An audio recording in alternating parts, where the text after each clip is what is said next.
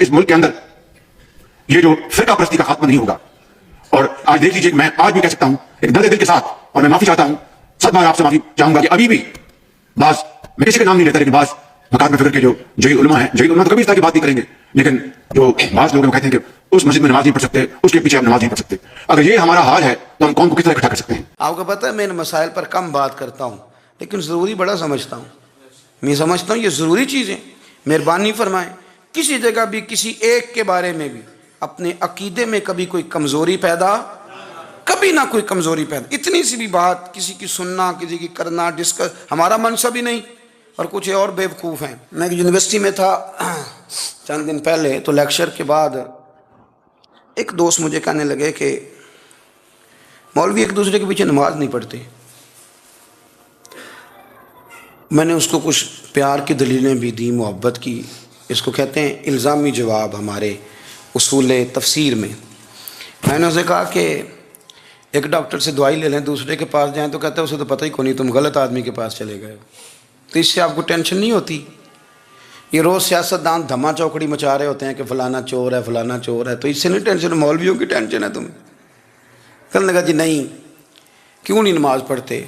मैंने उसे कहा यार, और वो मुझे कहने लगा जी आप बड़ी मुस्बत बात करते हैं तो इसलिए मैंने आपसे सवाल किया है। मैंने कहा यार बड़ी सादी सी बात है, अगर तेरी समझ में आ गई तो ठीक है, न भी आई तो मनवाना तो मेरे ज़िम्मे है भी नहीं, बताना मेरे ज़िम्मे है। तू ये बता, मैंने कहा तेरे अब्बा जी को, तेरी अम्मा को बंदा काफिर कह गुजरे, कोई मौलवी बहुत बड़ा शेखुल हदीस हो, उसूल तफसीर पे, फ़िक़्ह पे, हदीस पे दस्तरस रखता हो, और मुस्तहज़र इल्म हो उस बंदे का, तेरे अब्बे और अम्मा को काफिर कहे, तू नमाज़ पढ़ता है? कहने लगा नहीं। तो मैंने कहा जो मेरे नबी पाक के माँ बाप को मुशरिक माने। और मैंने कहा अगर तुमने दलील चाहिए होगी तो बंदे मैं तुम्हें दूंगा और बाई नेम दूंगा, और मैं उनकी तहरीरें तुम्हें दूंगा जो मर गए ये लिखते हुए कि चूंकि वो पहले चले गए थे, उन्होंने कलमा नहीं पढ़ा, लिहाजा माज़ अल्लाह सुबह माज़ अल्लाह दोज़ख में जाएंगे। तेरा हौसला पढ़ता है तो पढ़ नमाज, मेरा तो नहीं पढ़ता, मैं कैसे पढ़ूं?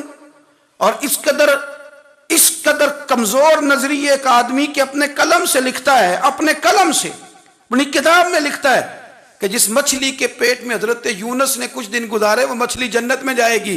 दे शर्म नहीं आती? जिस मछली के पेट में यूनुस चंद दिन रहे वो जन्नत में जाएगी, और जिस माँ के पेट में मदीने वाले रसूल 9 महीने रहे, ये हया नहीं आती तुझे बात करते? अगर फिर भी समझ ना आए तो हमसे आके अकीदा सुन। हो दुरूद तुझ पे भी आमिना, हो दुरूद तुझ पे भी, तेरे लाल पर भी सलाम हो, तेरी गोद कितनी अजीम है, तेरी गोद कितनी। यार आप मुझे दलील देना, मैं आप हमारी साड़ी ते बाटी कौन नहीं ते सांझी किस नाल होनी है, हमारा किसी से जाती रट्टा ही कोई नहीं। आप बात को समझे, लेकिन तुझे कोई और चीज लिखने को मिली कोई नहीं, तूने कलम उठाया और तू तकलीफ देता है नबी पाक को, तू वसीयत वालिदैन को माज़अल्लाह ये लफ्ज कह के गुजर जाता है। और उनके नाम देखो, आमिना, नाम क्या है? आमिना। आमिना नाम काफिरों जैसा है, और वालिद का नाम क्या है? सुभान अल्लाह। अब्दुल्ला का माना एक काफिरों जैसा नाम है। मत मारी है, और किताबें लिखी जा रही हैं, और सीरत लिखी जा रही है, और दलीलें दी जा रही, लोगों को ख्याल ही नहीं आता। अजीब फ़लसफ़ा है। 4 अक़वाल हमारे बुज़ुर्गों ने लिखे हैं नबी पाक के वालिदैन के बारे में। सबसे पहले इमाम सयूती फरमाते हैं रसूल करीम अलैहिस्सलाम ने फरमाया कि पूरी दुनिया में जब कुफ़र रहता है तब भी 10 लोग अल्लाह की तौहीद पर हमेशा कायम रहते हैं। ये नहीं हो सकता कि सारी दुनिया कुफ़र से भर जाए। फरमाते हैं मेरे महबूब के वालिदैन भी उन 10 लोगों में शामिल हैं, हुजूर के वालिदैन भी उन।